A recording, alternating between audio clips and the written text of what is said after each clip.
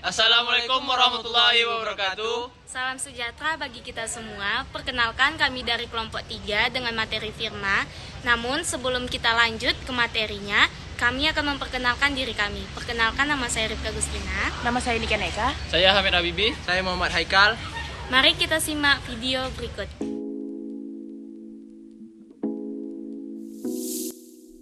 Pengertian firma. Yang pertama, persekutuan dua orang atau lebih yang didirikan untuk menjalankan usaha bersama di bawah satu nama dengan tanggung jawab yang tidak terbatas. Maksud dari pernyataan ini ialah semua anggota dari firma itu sendiri memiliki tanggung jawab yang setara di dalam menjalankan kegiatan firma itu sendiri.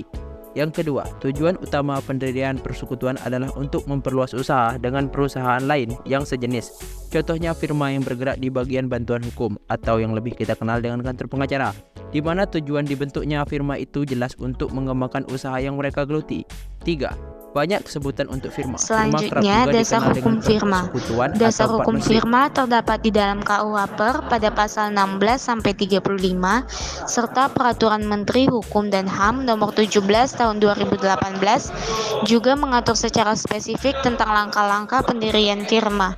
Selanjutnya, jenis-jenis firma. Firma terdiri dari 3 jenis. Yang pertama, perusahaan perseorangan atau disebut juga dengan perusahaan individu adalah badan usaha yang kepemilikannya dimiliki oleh satu orang individu, dapat membuat badan usaha perseorangan tanpa izin dan tata cara tertentu. Semua orang bebas membuat bisnis personal tanpa adanya batasan untuk mendirikannya. Pada umumnya, perusahaan perseorangan bermodal kecil, terbatas jenis, serta jumlah produksi, memiliki tenaga kerja atau buruh yang sedikit, dan penggunaan alat produksi teknologi yang sederhana.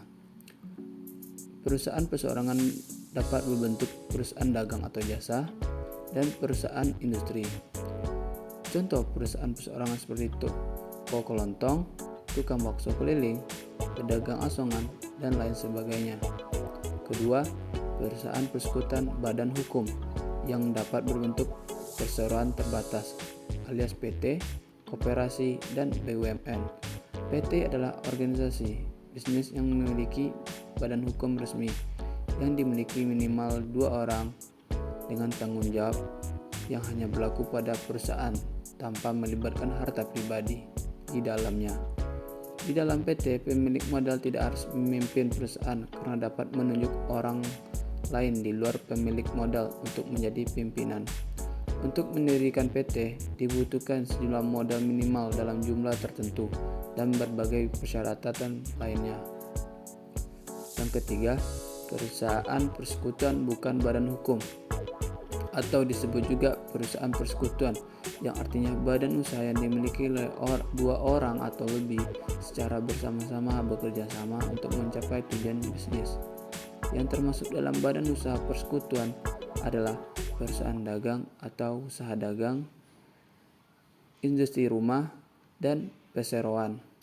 Untuk mendirikan badan usaha persekutuan membutuhkan izin khusus pada instansi pemerintahan yang terkait. Selanjutnya itu ada sekutu firma. Dalam persekutuan firma, hanya terdapat satu macam sekutu, yaitu sekutu komplementer atau bisa juga disebut dengan firman.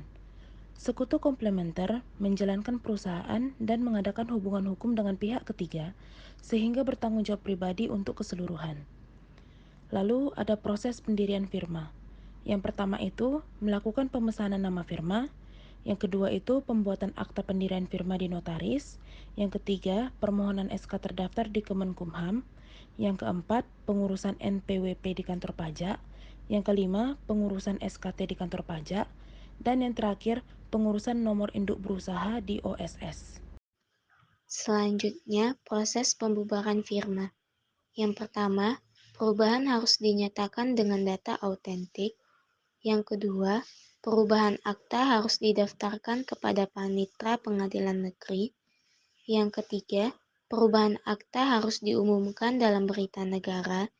Yang keempat, perubahan akta yang tidak diumumkan akan mengikat pihak ketiga. Yang kelima, pemberesan oleh persero adalah pihak lain yang disepakati atau yang ditunjuk oleh pengadilan. Selanjutnya, kelebihan dan kekurangan firma. Kelebihan. Yang pertama, sistem pengelolaan profesional. Yang kedua, kemampuan manajemen lebih besar. Yang ketiga, pemilihan pemimpin berdasarkan keahlian. Yang keempat, kemampuan pembentukan modal lebih besar. Yang kelima, keputusan berdasarkan seluruh anggota. Yang keenam, pembagian keuntungan berdasarkan modal yang disetor. Yang ketujuh, kemudahan mendapatkan pinjaman modal. Kekurangannya, 1. Tidak ada pemisahan kekayaan pribadi. Yang kedua, tanggung jawab kepemilikan tak terbatas. Yang ketiga, rentan terjadi perselisihan. Yang keempat, sering timbul konflik kepentingan. Yang kelima, kelangsungan firma tidak terjamin.